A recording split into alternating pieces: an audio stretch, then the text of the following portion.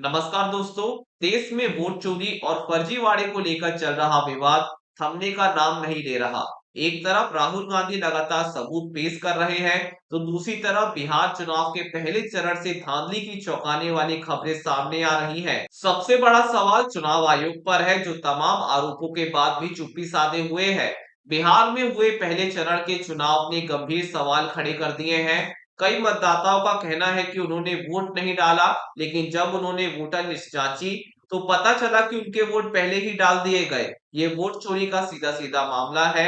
इससे भी ज्यादा चौंकाने वाला आरोप यह है कि दिल्ली के वोटर भी बिहार आकर मतदान कर रहे हैं, यानी उन लोगों के नाम वोटर लिस्ट में शामिल किए गए।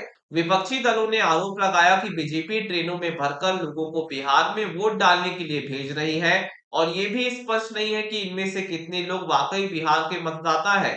इन आरोपों के बाद भी चुनाव आयोग की चुप्पी सबसे ज्यादा सवालों के घेरे में है।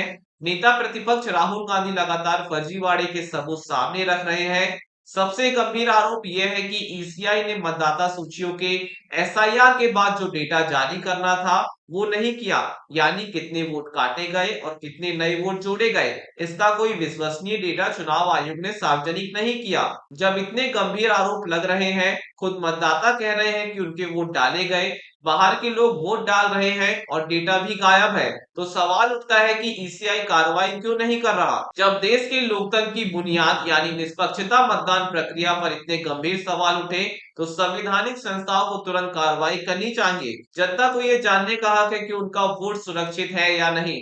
नमस्कार।